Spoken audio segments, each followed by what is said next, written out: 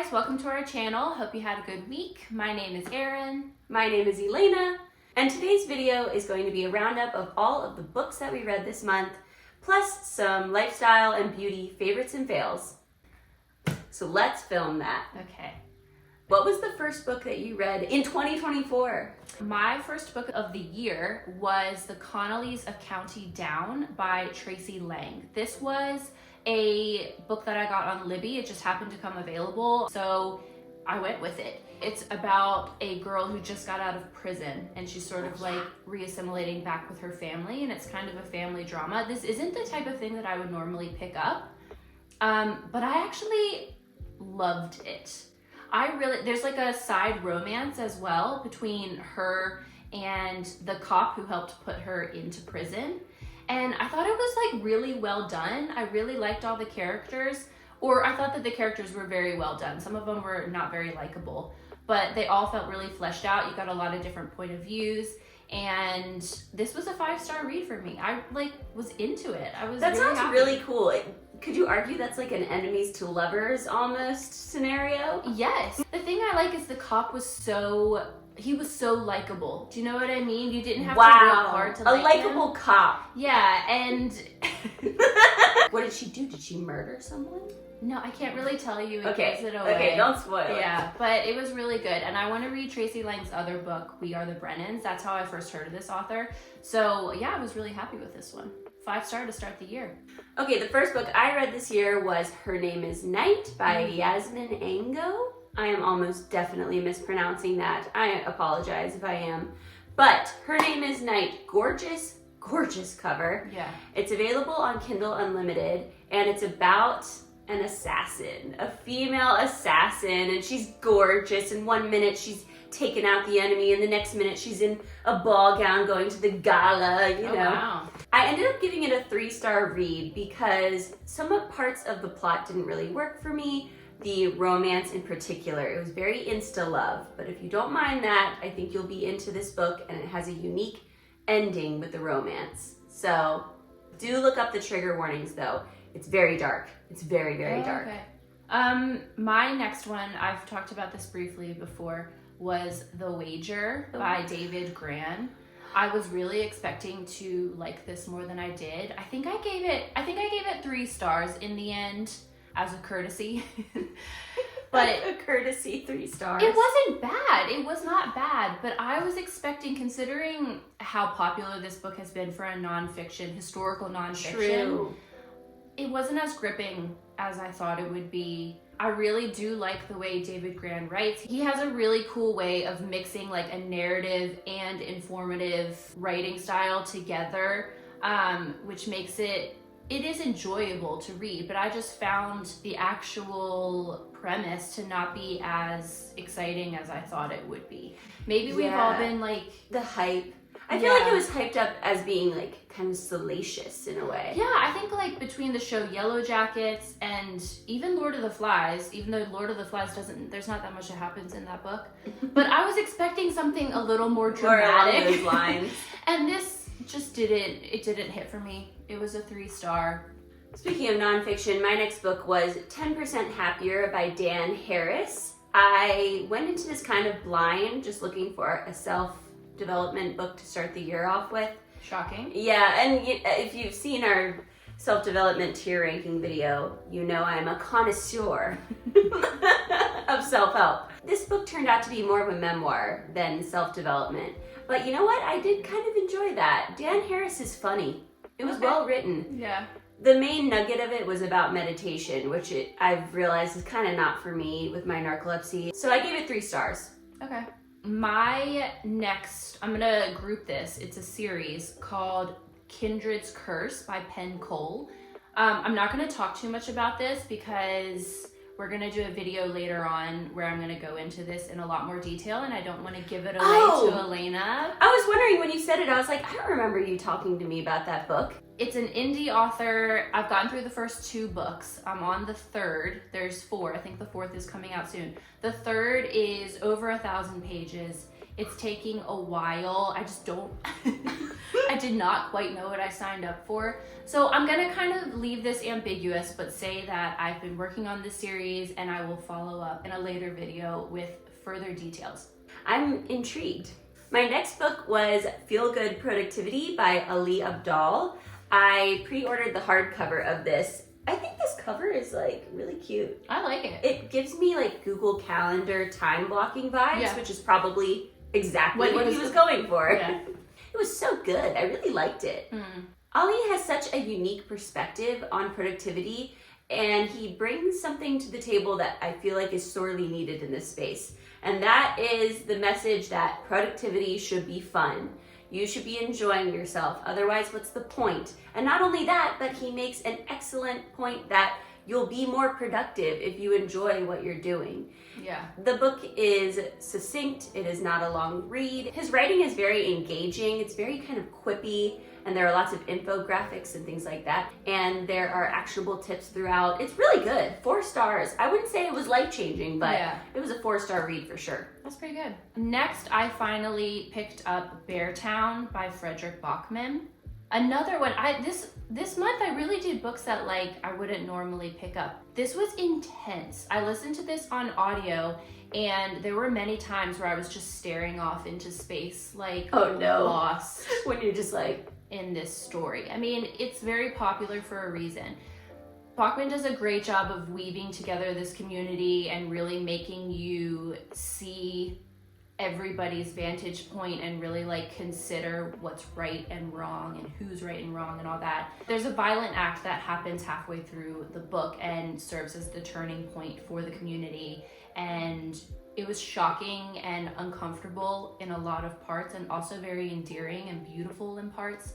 There was a lot of emotion wrapped up in this book. I don't think I've rated it on Goodreads yet because I needed to sit with it for a little while. Yep, I get that. I would probably rate it 4.5. Ooh! Which is surprising. I mean, the way you're describing it, that sounds appropriate. There's 1 or 2 characters that I really, really loved, and I think most people tend to gravitate towards in this book. It's a series, and I think I'll continue on, but I need a solid break before I pick that up again. Yeah, process that one a little bit. Yeah, he's a great writer though. Okay, my next book is in the running for my best book of the month. Oh. I'm not gonna say 100% decided yet. There's like 3 that are kind of competing here. But when I read this, I was like, stop everything. I'm obsessed. Fledgling by Octavia E. Butler. I have talked Aaron's ear off about this book. I picked this book up on a total whim. I was just looking for a vampire book. I literally Googled vampire books, and I saw this one pop up. Of course, I'm familiar with Octavia E. Butler. She's like a super prolific African-American sci-fi author. This is not one of her better known books at all. It's just a random standalone. It's pretty short. It's like 300 pages, and it blew my mind. It blew my mind. Like it was wonderfully weird. So weird in the best way. And her writing style is so sort of straightforward and almost like I want to use the word staccato. It's like very interesting, pointed. Yeah. There's not a lot of fluff at all. And something about that, when you're reading something that should be disturbing and she wants it to disturb you, just makes it even more like, whoo. Yeah, just worked. Intense. I don't want to say too much about it other than that it's not a traditional vampire story at all. There are themes of found family and race relations in vampire world. There's like sort of a reverse harem moment.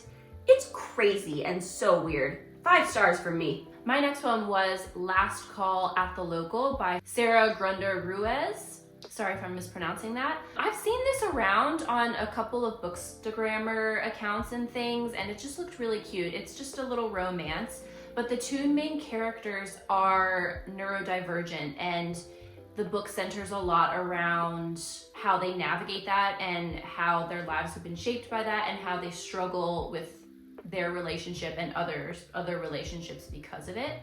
It's a dual point of view, which also is really good and like well done for this because they're both going through something very different. The male main character has OCD, and I had never read a book that looks at OCD this intimately. I don't actually know if the author has personal experience with this or what, but it was very fascinating to read his perspective.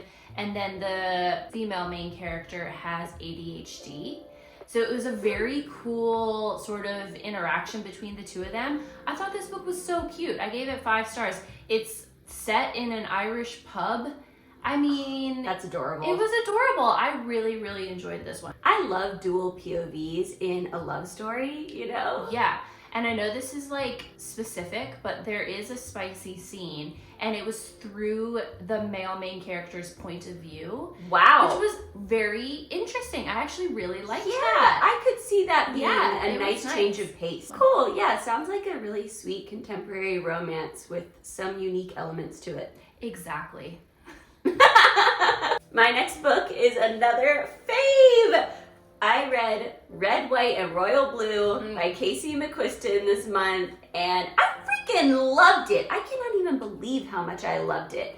I found myself just like a little kid, like a teenager, like giggling to myself reading it, like, oh my God. The banter, next level banter. It's set in modern day, and it's a love story between the fictional son of the first female president of the United States and the Prince of England. She like really went for it. She was She just like, did. we're just gonna go. She committed. Yeah. I did appreciate that she really explored, you know, what would happen. How would that go? There were very real political repercussions to their romance. I also really loved how she incorporated texting and emailing in the story. I always think that it can either go really, really well or it can tank. Yeah. Especially texting. Yeah, for Portraying texting in a book, like if it comes off cringe in any way, Yeah, it then- can just, or a cop out or Right. something. But Yeah. she did a great job. She didn't fall into the trap of using too many, like, you know, kid buzzwords or slang or whatever. It sounded very realistic. Both of the main characters were so likable and had really different perspectives. I will say, I don't know if I should say this or not, I think there might be like a tinge of like queer pandering going on in this story. I just feel like I should acknowledge that. But that's not to say that it's handled disrespectfully. I really, really loved the book. I have to admit, I completely loved it and was very swept away by the love story and the romance of it all. So freaking romantic. So it was a 5-star. Did you watch the movie yet? No. Okay, my last of the month is Chain Gang All-Stars by Nana Kwame Adjei-Brenyah. This took me the entire month to read because it is incredibly intense, and I found myself only able to really digest Like a small chunk at a a time. small chunk at a time. That being said, it was by far my favorite of the month. It's 5 stars for sure. It was just so well written. There are a bunch of reviews on the back of the book that I looked through, and the first one is by another author, George Saunders, and it says, his work is urgent, engaging, wildly entertaining, formally bold, and politically electrifying. Read one page, any page, and you'll see what I mean. And I really think that that sums it up, because literally you could pick any page out of this book, read it, and instantly know how excellent of an author he is. Wow. It's so well written. It's a really tough commentary on the American incarceration system. It's set in the near future, and in this near future, the prison system in America has become largely privatized, and they have created this gladiator type system where prisoners can fight to the death for entertainment for America. And he's told it through the eyes of literally every different facet of this system. So you've got like the spectators, you've got the actual prisoners, you've got the prison staff, everybody. I mean, like, wow. He jumps in and out of every single point of view you could possibly think of. And he blends it all so beautifully together. And it's such like a beautiful commentary on human nature, how we think, I just, it's so good. I'm shocked by how good it is, but it's also so intense. You have completely sold me on this. I think you should I'm read like, it. Just really understand that it's going to take some time to get through. Yeah. and some of the best books are like that, you know? That was one of my goals for the year, wasn't it? Mm-hmm. And this True. has come through. Look at Erin crushing her goals. Okay, and then I do have a DNF this month. I'm gonna go ahead and solidly call it a fail for me personally. And that book is Butcher and Blackbird by Brynn Weaver. I had been seeing this book all over social media and I hadn't looked into it too much, so I picked it up on a whim from Audible.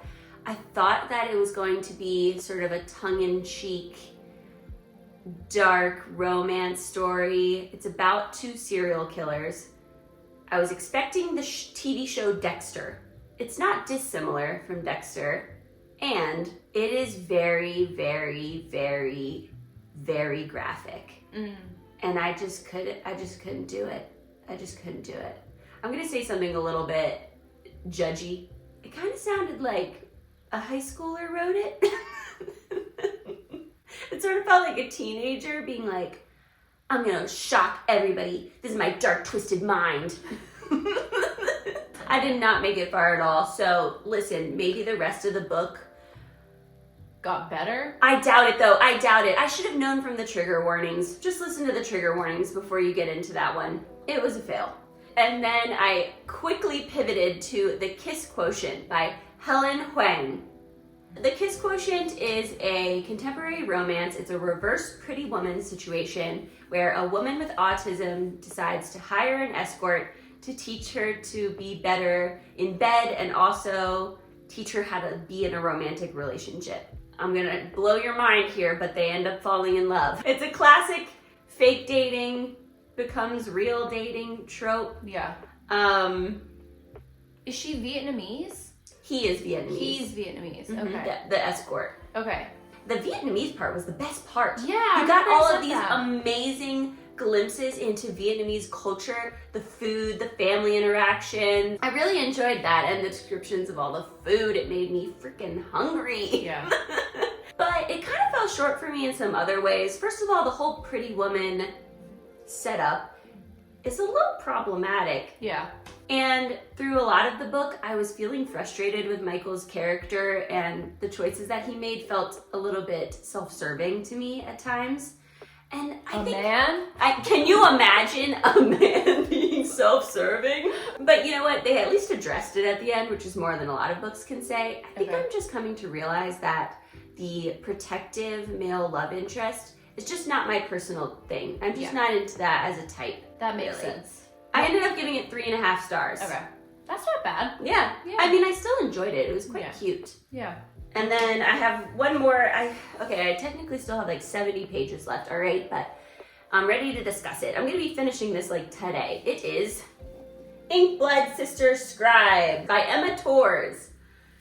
It's so freaking good. Is it good? This is also in the running for the best book of the month. Oh, good. Okay. You definitely should read this. Yeah, I want to read that. It's about 2 estranged half-sisters who have to protect their family's generational collection of magical books. It's about magical books, guys. I mean... Yeah, that's you. It is so magical, too. And yet it's set in present day, and the 2 things don't feel incongruous, which is rare, I think. Are they like magic, or is it just the book? You can't. Okay. I can't really say. Right. I can't really say. Okay. And the sister dynamic is excellent. Okay, that's all the books. Let's pivot slightly. Yeah. Do you want to do lifestyle or beauty next? Let's do beauty. Sounds good.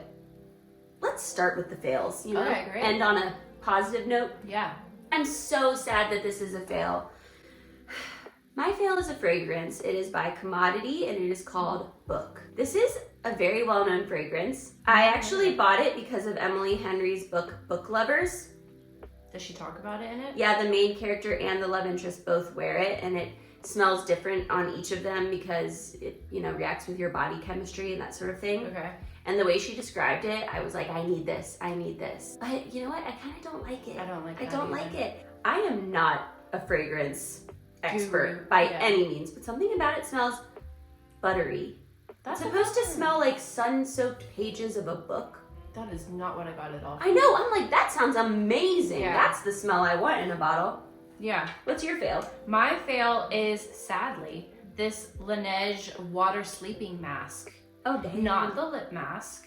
I just thought if the lip mask is so good, surely the face mask is also as good. It's not that this is terrible, but it's not something I'm going to use because it is heavily fragranced.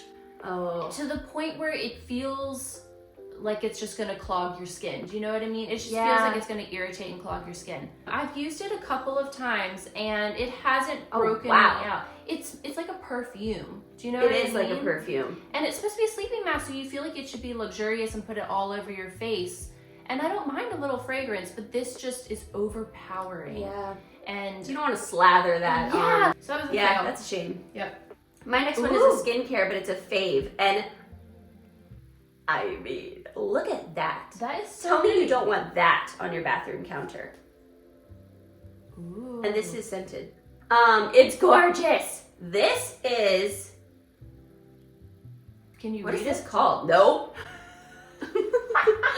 It's a K-beauty brand. Yeah, I figured that. Okay, here we go. This is from the brand Florisis, which is very well known for their gorgeous packaging. It is the Botanical Hydrosoothe Balancing Cleansing Oil. I literally thought that was a perfume. Is it good? Is it a good cleanse? It's excellent. It's really? Probably, and I have been on a hunt. I have tried probably 8 different first step cleansing routine products in the last 6 months because I have been searching for something. This takes off anything. Waterproof mascara, eyeliner, heavy makeup. It's a very thin oil and I just work it into the skin and my eyelashes, and it's nice because I don't feel like I have to rub too hard or pull at my lashes. It feels very nourishing and gentle, but it removes. This flower thing is actually like a stopper that goes on the top. Yeah. And I don't know if you can see, but the pump goes all the way down into the deep corner of the container. See. So you can really get every little bit out. And it has this cute little leaf detail to look like a branch in there. Yeah. It is really, really working. I think I will have a hard time not purchasing this again, although it's pricey. Is it expensive? It's $48. Although I've been using it. I don't think that's that bad for that. I've been using it every single day for a month, and I still have several months of use left. That's actually not bad at all. Yeah. My favorite for the month is also like a cleansing. Oh my god! I love this. I really want to try this because of Whitney Simmons. This is the Then I Met You Living Cleansing Balm. I usually use the Emma Hardy Moringa Cleansing Balm. I've talked about it before, but it's really hard to find. And right now, it was going for like $75, which, and I go through at least one a month, and that just, it wasn't gonna work. Yeah. This was way more economically priced. And it is, I think I almost, dare I say, like it better.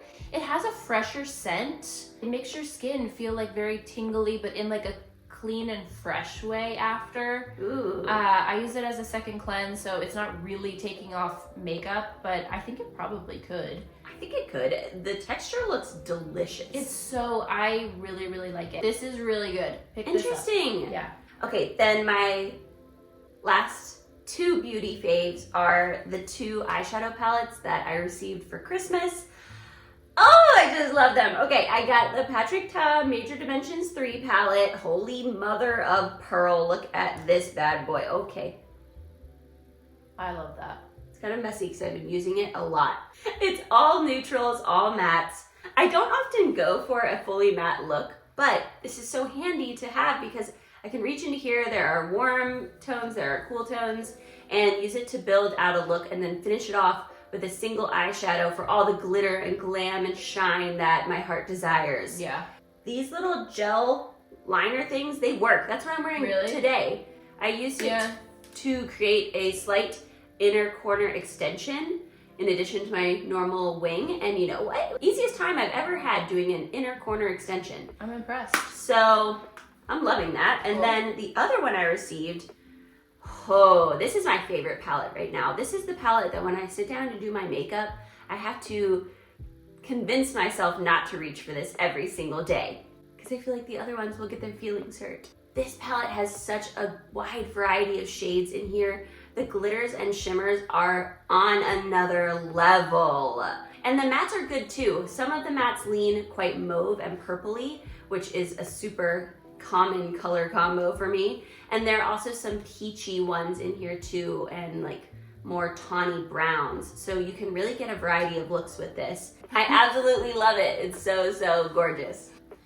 Okay, that's all the beauty products. And then I just have a couple lifestyle things. I think lifestyle favorites are the most fun. I do have a fail too. I do have a fail and it's really random. Okay.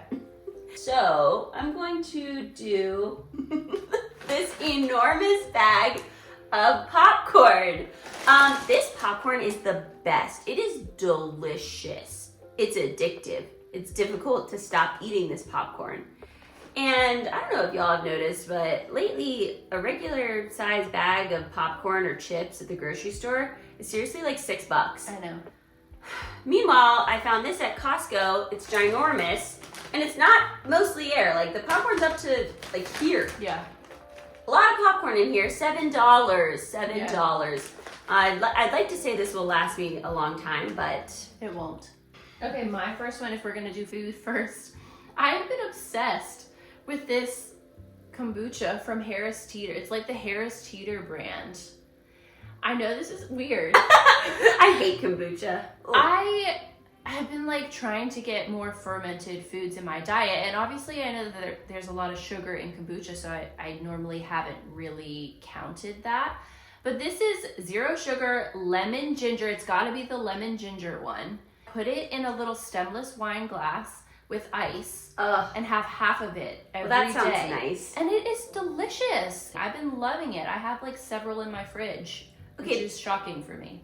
That is shocking. Yeah. She never has drinks. No, I don't have, I have like coffee and water. I have to bring my own Diet Cokes. But you could have a kombucha. Okay, my last fave is for my gamer girls out there. This is a knockoff Switch controller. Recently my Joy-Cons were just, you know, I was getting that drift on the joysticks and the B button kept sticking and I was getting frustrated. So I needed to buy a new Switch controller, but Joy-Cons are like $80 or $90 nowadays. So I found this knockoff Pro controller on Amazon. It was $35, so I wasn't expecting much. But then when it showed up and the carrying case looked like this, I was like, it's cute. Interesting. And you have like a tiny Master Sword as the zipper pull. This is obviously Zelda Tears of the Kingdom themed. And then look at the controller. Whoa, fancy. Like, that's intense. I know. Yeah. When I pulled this out, I was like, stop. That's pretty cool. And you know what? It feels pretty good. Nothing's sticking for me. I gave this a little test run earlier in the week and it works great. Yeah, like I said, this was such a bargain. There's probably something wrong with it. There has to be. We'll let you know. We'll let you know. This maybe won't last me that long, but for the price, I think this was an excellent buy. Yeah. Okay, my next lifestyle fave is these Amazon bows. Yes, the bows era. I'm in my bows era and loving it. I think there was 12 of these for $8 from Amazon. They've just got a little clip in the back. I will say that I have a lot of hair and it can be a bit tricky to get the clip to stay right.